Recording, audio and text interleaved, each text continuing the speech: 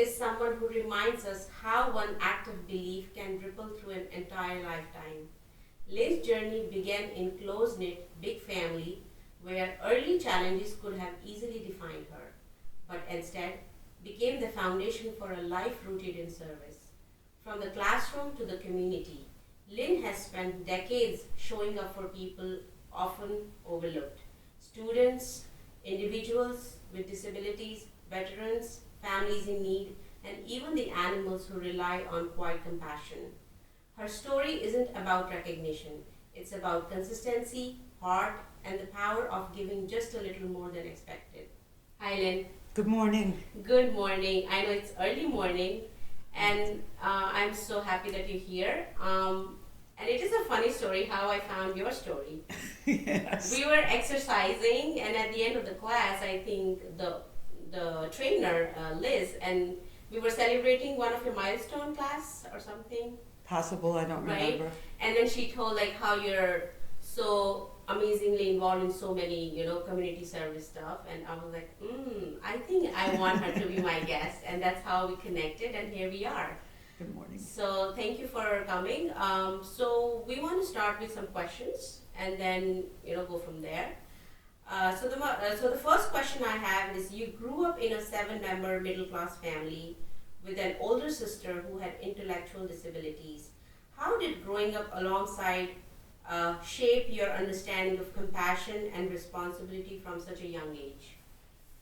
Well, she was much older than I, but I saw that she was different than the rest of us. I had 2 sisters and 2 brothers, and of course my parents.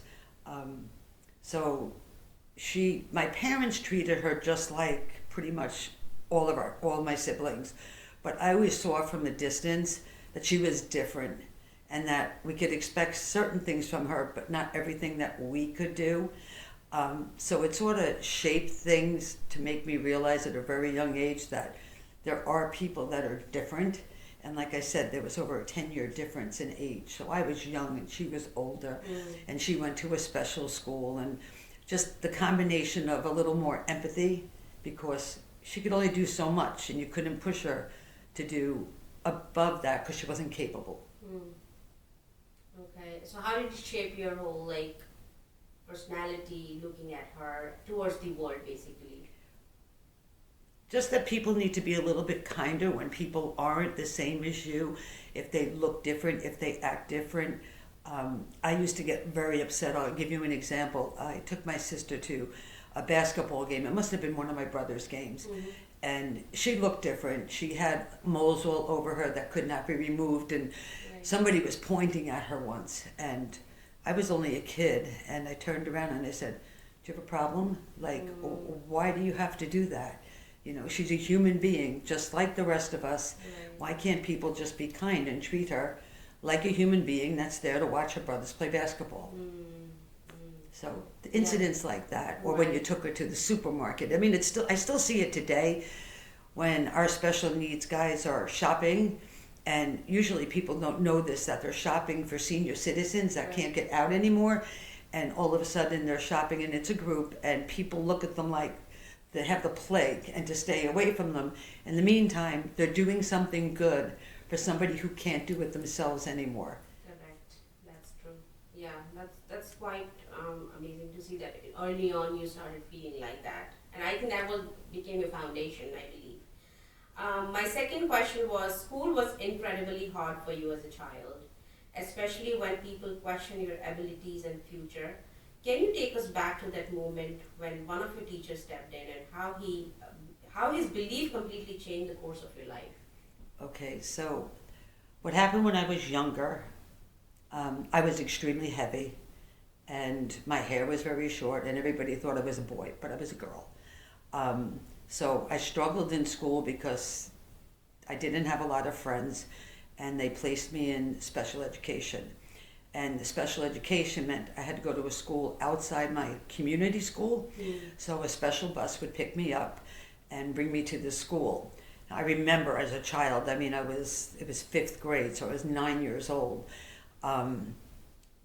I would hide on the bus so my neighborhood student residents couldn't see me because I didn't want them to know that I was different and going to someplace different.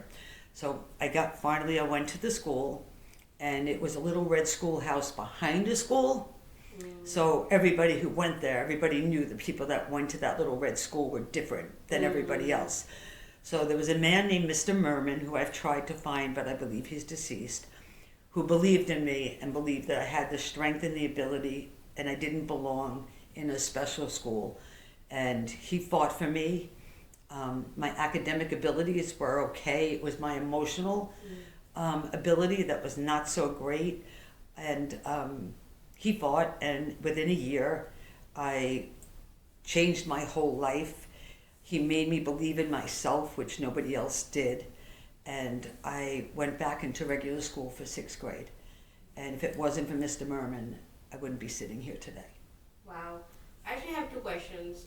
You said you were a special ed kid. Like, what made you a special ed kid? Because I felt just because you were like overweight, does that make you a special ed kid? Well, not that. It's just the emotional part that comes with that. You know, just like today, in today's world, you have obese children in school, and what happens to them? They get picked on, they get ridiculed, nobody wants to sit with them, Right. nobody wants to be part of their life. Mm-hmm. You know, those are the kids that sit by themselves at the lunchroom, and nobody else will go over and say, can I sit with you? Can I talk to you? Right. So if you think about it in that aspect, people weren't nice. Okay, kids are cruel unless they're taught to be different. That's one of the reasons I'm wearing my shirt. It says be kind. Yeah. Okay, people need to be kind and compassionate. Just because somebody's different than you doesn't mean they're not a human being. Correct. And that impacted your emotional health, and hence they thought you will fit in that other school rather than the normal school, right? Right, he gave me the strength and the ability to believe in myself, which I almost gave up on, but I didn't because of him. So how did you meet Mr. Merman? He was just a teacher that they... In the special ed school? In the special ed school. He was my teacher, and he was my teacher for that year. Wow. And he's the one who believed that I didn't belong there and helped me get back into regular school. So what did he do to make you believe in yourself, if I specifically ask that question? Give me some examples that he did. It's hard for me to remember, but if I had to say, he would tell me that I was doing a good job, that I was a good person, that I was a student that could achieve. He never gave up. You know, there's teachers that give up, and there's teachers that push. He pushed me to be the best I could be, to get out of the situation rather than just remain in the system. I think it's very profound to know like how just giving that special attention to a kid can make him come out of his situation. 100%. And even though it might not be a big thing for him, because he might be doing to other kids also, but for you it was so special, and you still remember him, you still give him that credit of like the whole life it changed for you, right? 100%. So that's just, it's very important to understand how even a small attention can really help other people in a big way. Yeah. You know, I always, my message on my phone is share a smile. Share us. Okay? Sharing a smile can change somebody's day, somebody's life. It's so small and so easy to do. Yeah. But who really takes the time to do it? Yeah, that is very true. Okay, so moving towards the next question, that experience didn't just change you, it changed your calling, it shaped your calling. You taught for 35 years and worked with students facing struggles most people never see.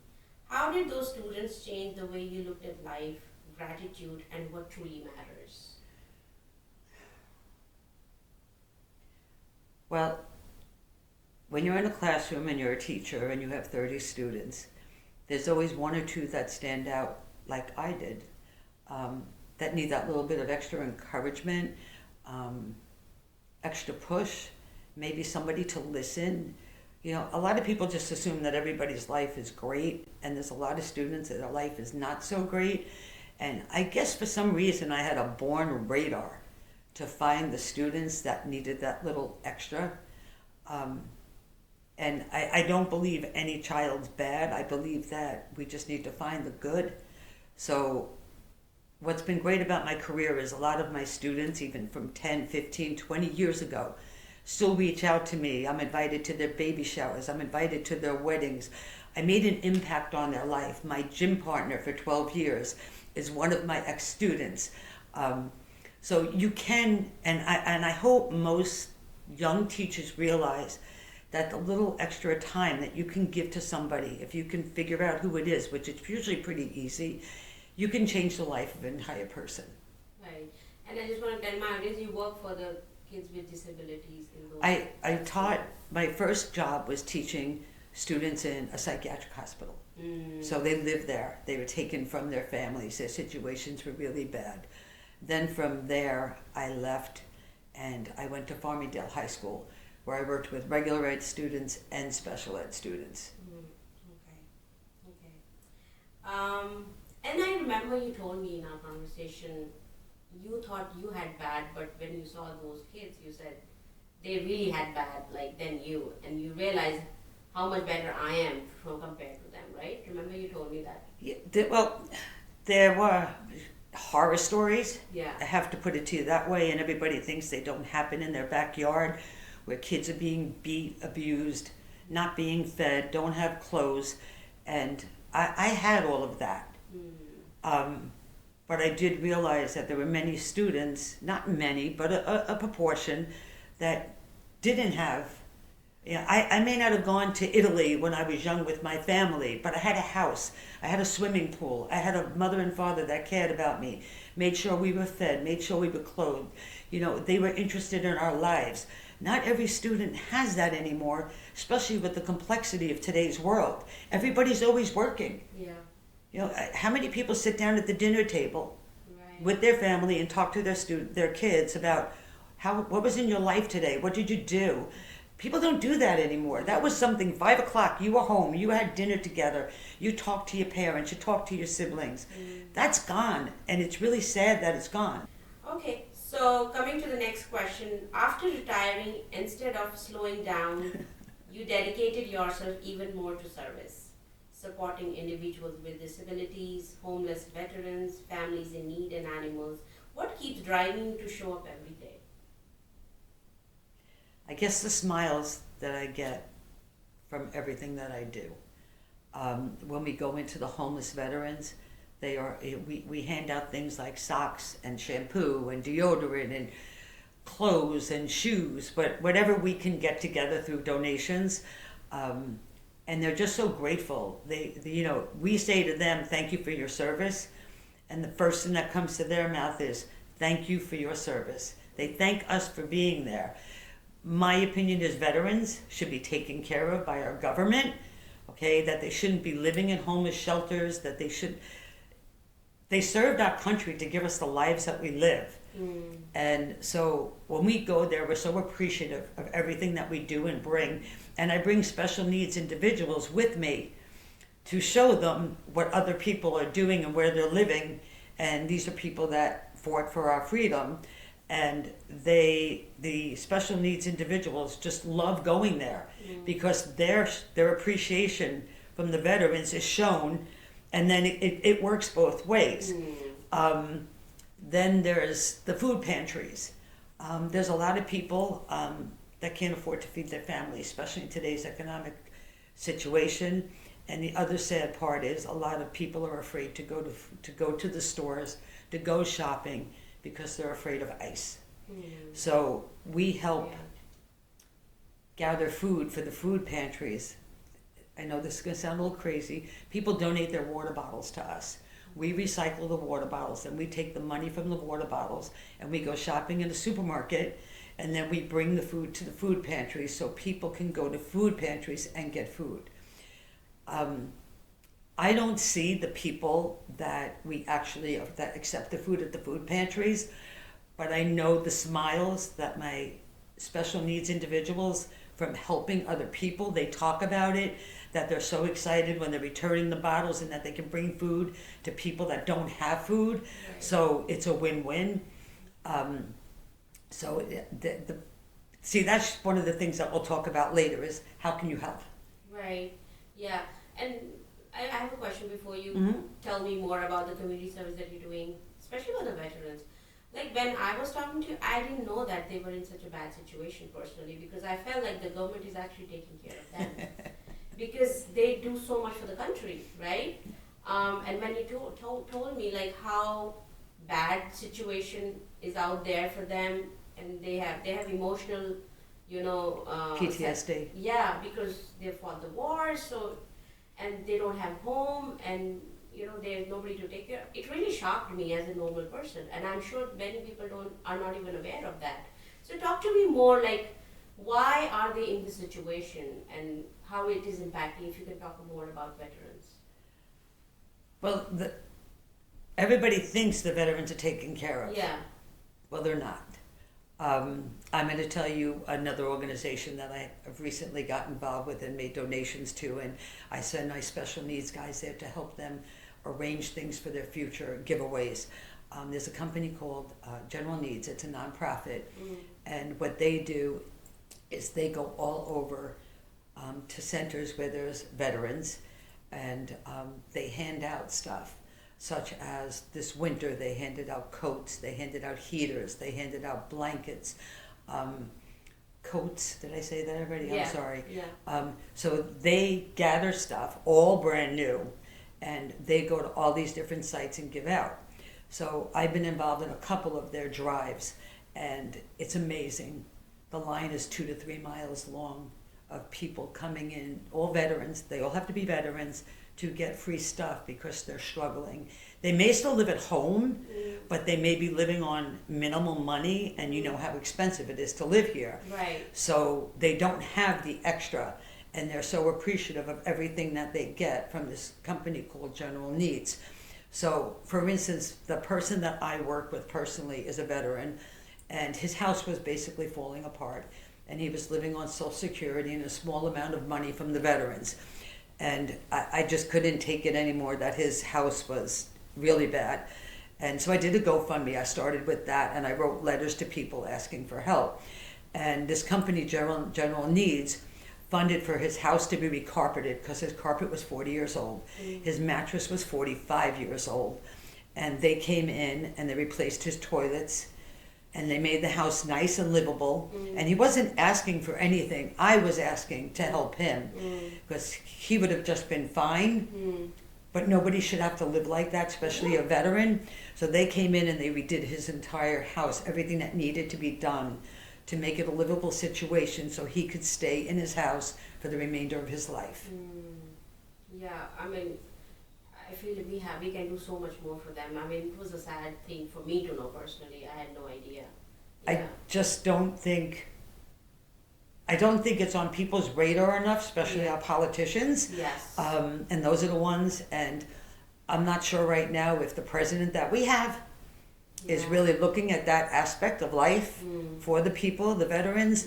A sad story was one woman came, she was with the Army. She was in there for 24 years and finally retired. She came to one of these drives, and we gave her everything I told you, plus food. Had a wagon. I was going back to our car with her, and she started crying. And I'm like, why are you crying? And she goes, because nobody's treated me like this in such a long time. Yeah. And that just changed my day. Okay. I think I want to move to the other stuff that you're doing, which is like, and I feel like that's one thing that really touched me. Like, you're not just focusing on one thing to, contribute for the community service, but like wherever you see, like you told me, you even see a Facebook page or a fundraiser. You are spread thin everywhere. Talk to me about the animals, like. Oh, the animals. I'm an animal lover, and I do believe that animals don't make their lives, people make their lives.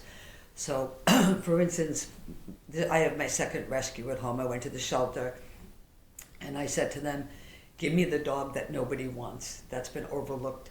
And the dog that I took was the dog that nobody would want, but she's my baby now. She was in the shelter for over a year.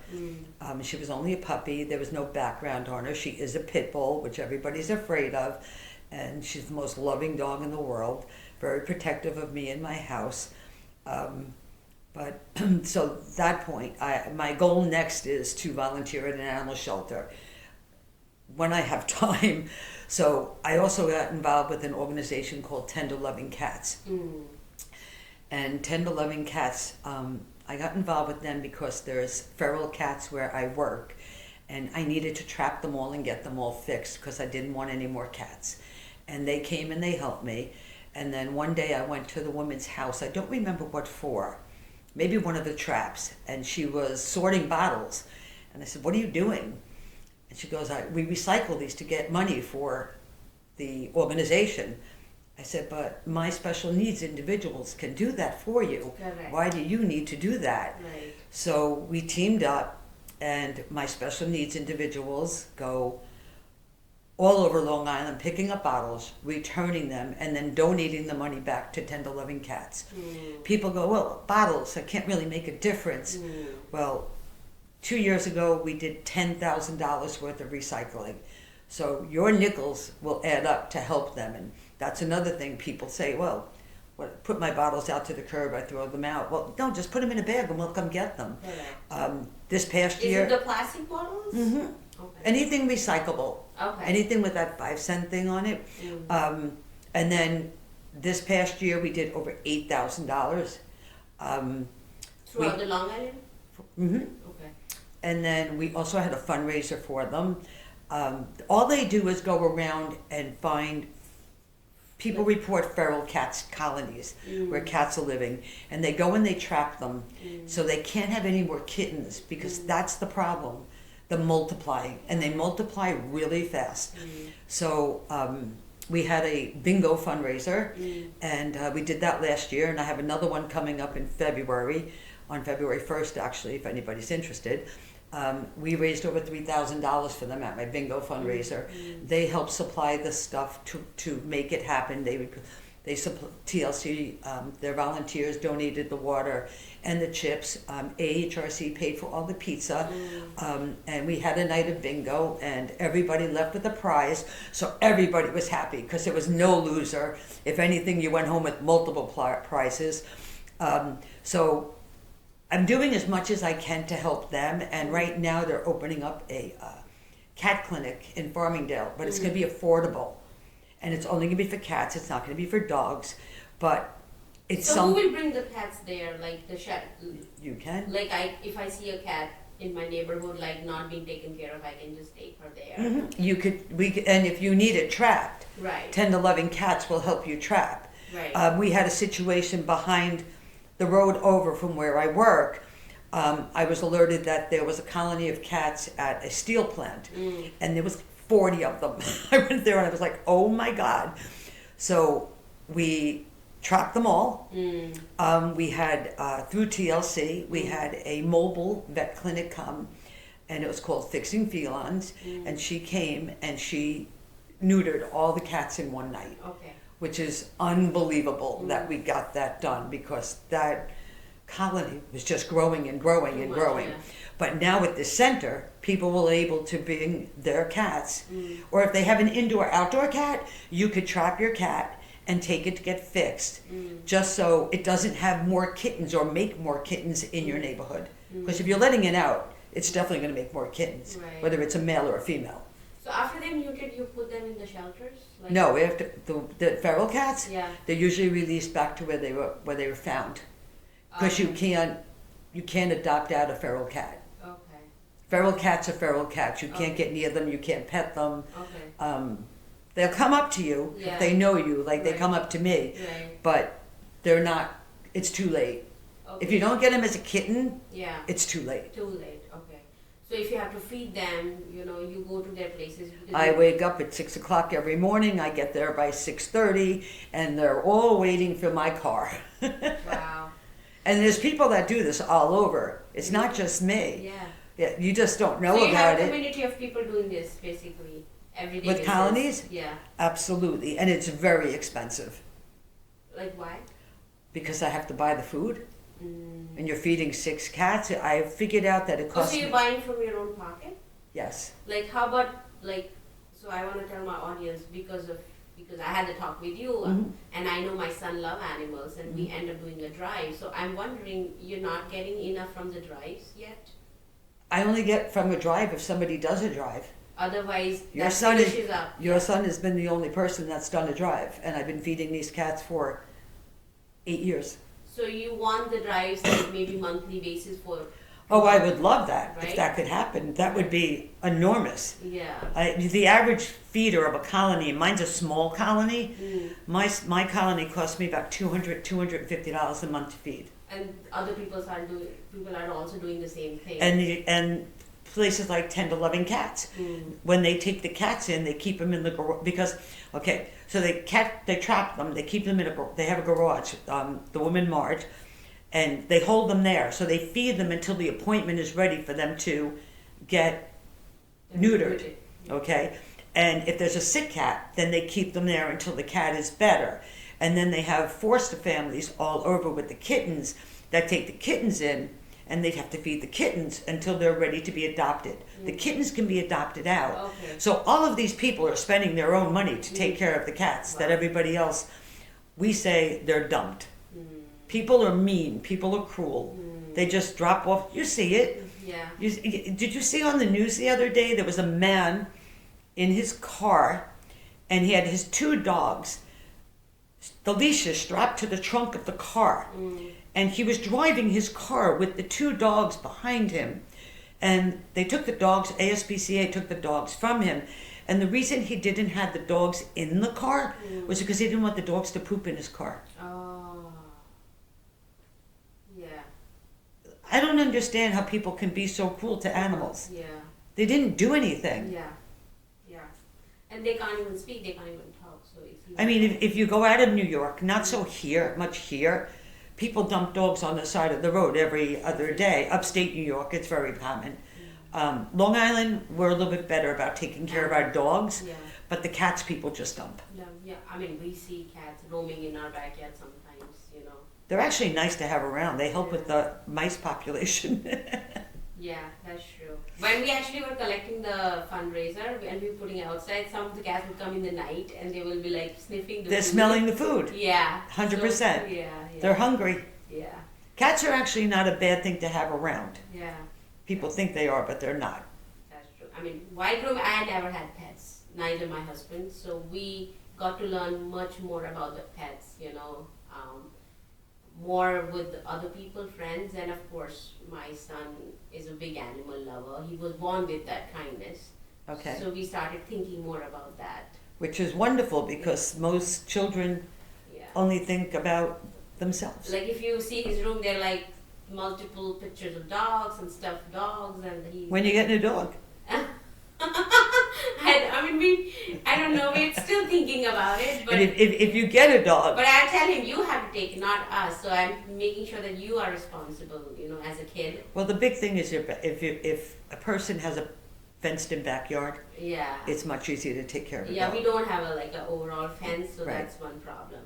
But hopefully soon, maybe. Who knows? Just promise me you'll go to a shelter to get a dog. Yes. Oh yes. And Definitely a shelter. I don't know why people shouldn't be buying them. Yeah, my friend also, one of my very close friends, she wanted a dog and she got it from shelter, and it's That's such awesome. a healthy dog now and beautiful dog. And his to be name is honest with Brewer. you, most of the shelter dogs are mixed dogs, you know, 2 Yes. breeds. Yeah. They're healthier dogs than the pure breeds. Yeah. That's a proven fact. And it's just amazing how you've dedicated your life, you know, to this cause. And that's my next question, which we should have touched base before. Like, I remember you told me how your sister, you know, died because of COVID. Mm-hmm. Tell me about that promise that you made to her. It's a rough one. My sister died of COVID. She was The sister who had she did the disability. disability, yeah. So I knew that if she got COVID, it was going to kill her because she had really severe scoliosis. So the way her spine was curved, she really only had one lung. So COVID was a bad time. If you remember, people were in the hospitals. You couldn't get in to see them. It was all closed up. So she was in the hospital, and the security guard at the hospital knew that I was there for my sister. And I explained the situation, and she was kind enough to sneak me up to see her because she wasn't getting better and I knew it was coming. And so I was the last person that got to talk to her. And sorry, I told her it was okay to go, that my mother and father were waiting for her. And I made her a promise that I took care of her the best I could after my parents died and most of my life, and that I would continue to help other special needs people, which I'm doing, and that I wouldn't stop just because she wasn't there.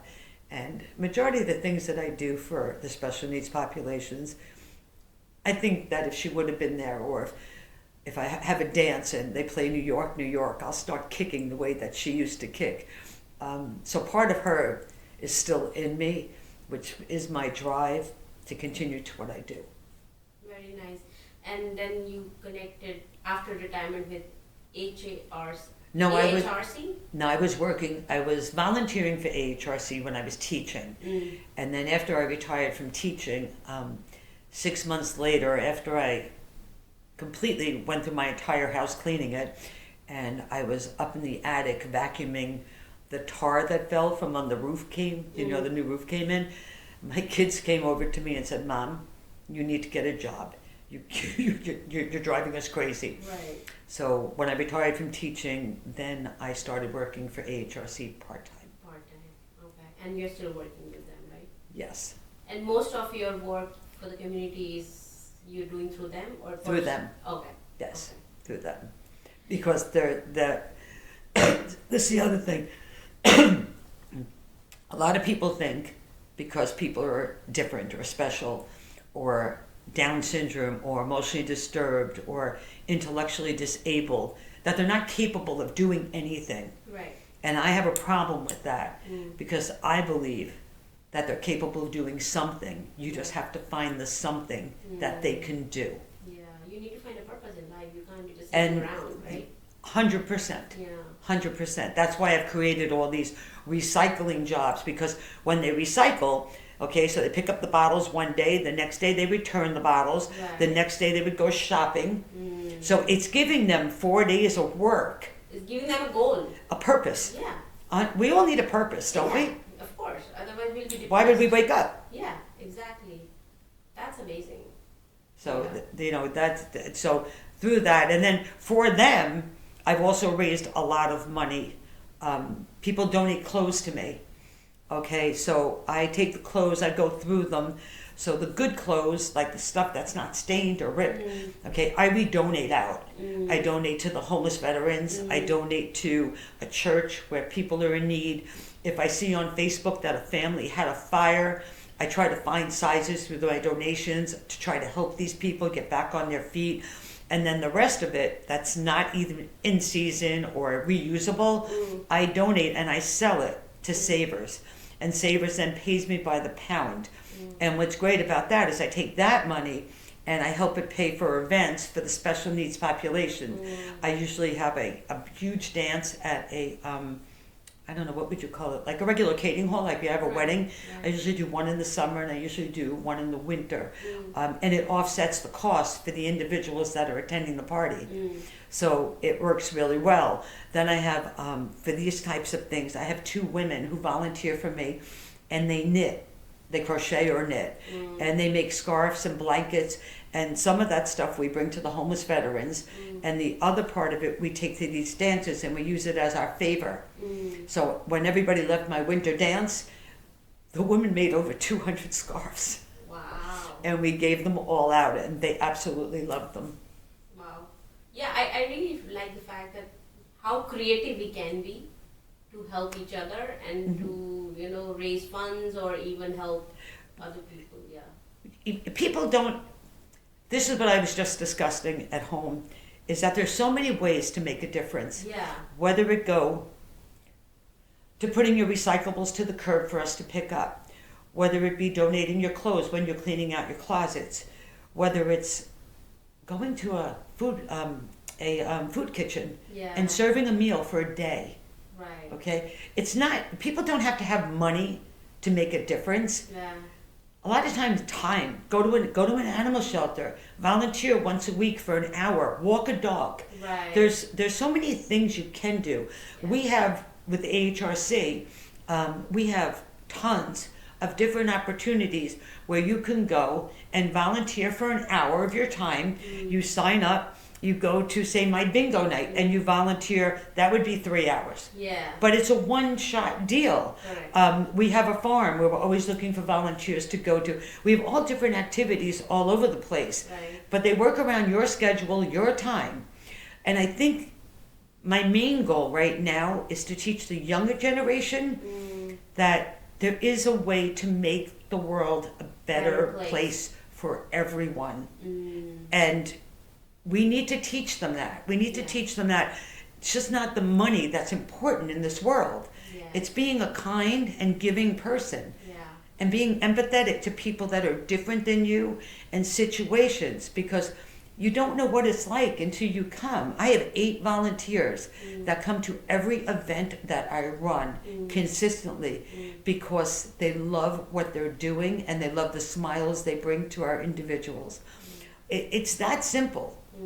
So I really think that the focus for parents today is, let's teach your child to be kind. Go sit with the kid at the lunchroom that has nobody next to him. I dare you to do it one day.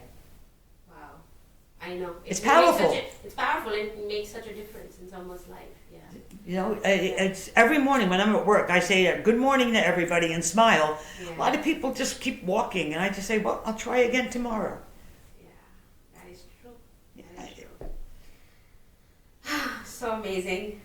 So coming to the last question, you again, I think you've already touched it, but I'm gonna ask you. You often say the world would be a better place if everyone gave just a little.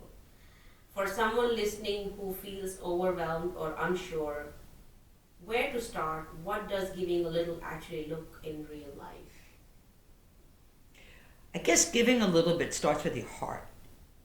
Because if you don't have it in your heart, you're not going to do it. You have to believe that when you're doing something, the other part of giving is that it makes you feel like a better person. Yeah. And when you realize the reward is really about yourself and not the other people that you're helping, that's when it comes down. Everybody thinks I'm absolutely crazy that I get up at 6 o'clock in the morning, 7 days a week, to feed these cats, and I go back at 3 o'clock in the afternoon to feed them again. But those cats are there meowing, waiting for me. That's my smile. They all have names. Everybody has a name. Okay? Everybody has a name. There's Red, there's Mittens, there's Smokey, there's Dot, everybody has a name. Then I talk to them, and that they're waiting for me. And as much as those cats are waiting for you, other people are waiting for you to come help them. And I really, really wish that more people would look at things that you can do to help out veterans. General needs, I've gone to several. If you reach out to them, they'll tell you when their next function is, that you can go there. It's a couple of hours of your time. Yeah. Even if you just go once. Right. Okay, when you see veterans, even though they still have their homes, and you see the kinds of cars they're driving, we usually, when we do a function like that, we're targeting a car where a homeless veteran may be living in their car. Because that's the target, to find that person and then to get them the help that they need to get into a home, a shelter, an apartment. Coming to Long Island City, we go once a month. It's 4 hours of our time. And we give out the things that I told you. We give out the toothpaste, the toothbrushes, the socks, underwear. Embassy Dinah has been a wonderful supporter. They give me generous donations to buy things for the veterans for us to hand out. Also, Sue McCoy from Your Home Sold also makes donations to me to buy whatever I need for whatever I'm doing. So these are people who don't have the time, but they have the money. And they're willing to give me the money to make sure it gets to the right places. I'm not looking for money, it's just they want to give it to me. I'm looking for people to get involved in things that may be right in your community. The town of Oyster Bay Animal Shelter is not far from here. There's animals there that need to be walked. Right. You know, there's cats that need to be socialized so they can be adopted. It's not far.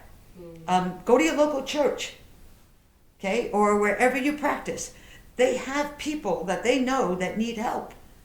It's that simple.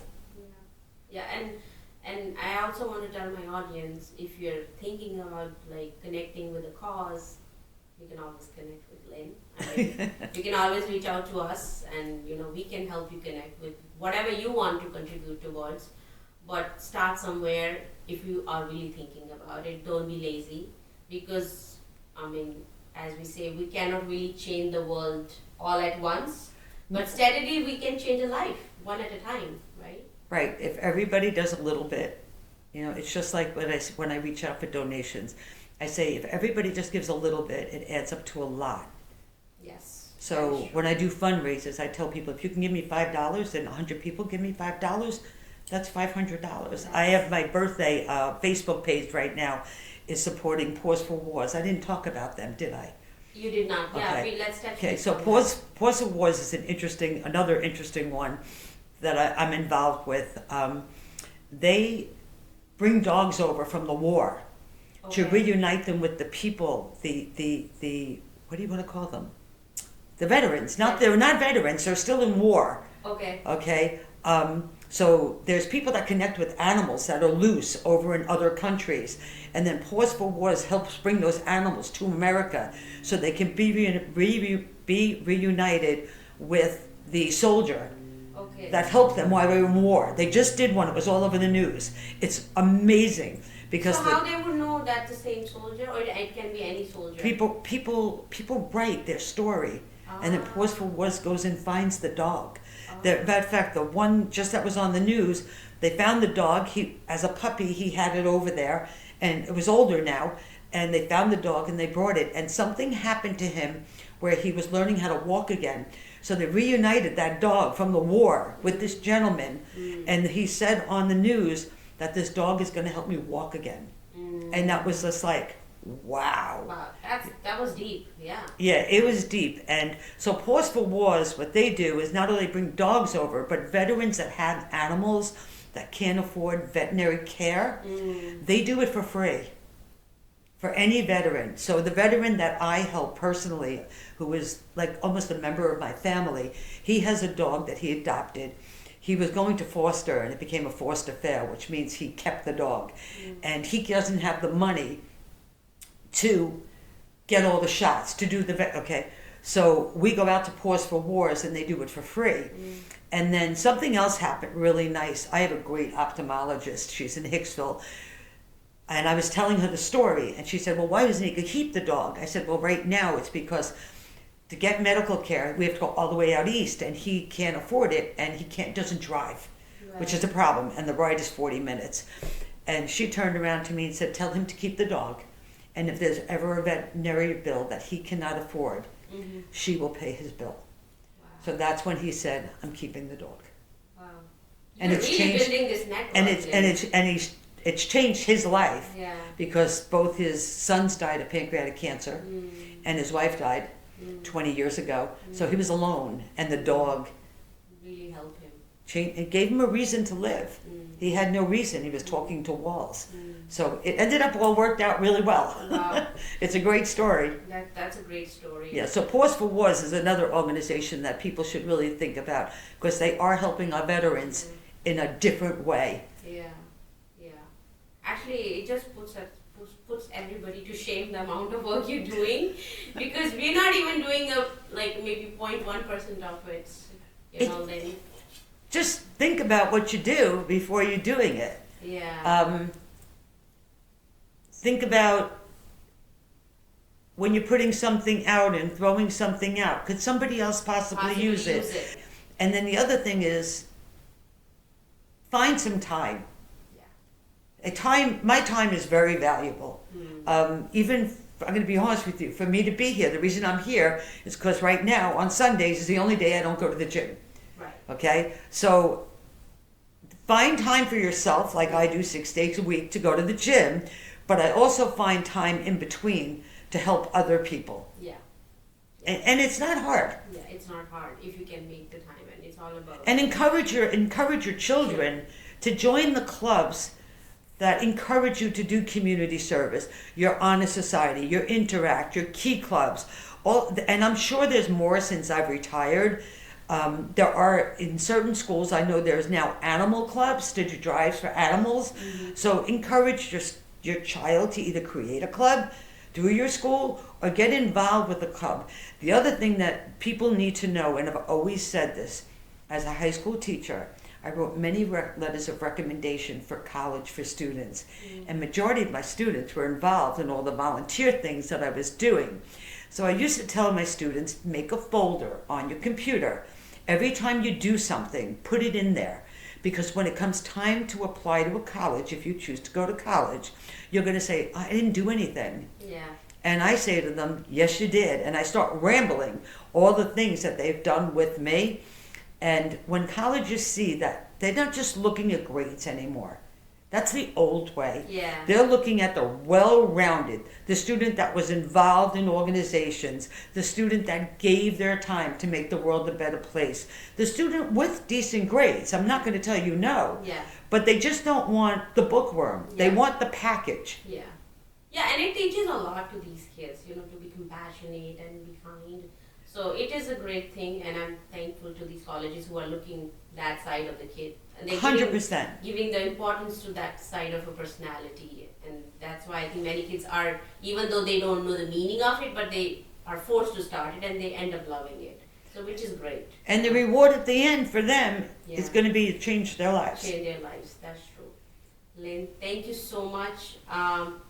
This was great, and I cannot believe how much when people will listen to you, I think it's gonna make a real impact, and I hope we can, do more and more for everybody in need, including animals. Can we give people contact information? Of course, you can tell, and I'm gonna put it in the description also. Okay. You can tell it on the mic right now. It's okay? Okay. Yeah. So if anybody wants to reach out for opportunities, you can email me at Lbrewer, BREWER, at AHRC.org. Or you can call me, 516-849-9473. You can call or text. I promise I'll get back to you. And have a great day and share a smile. Share a smile. Thank you, everybody. Thank you, Lynne. Good.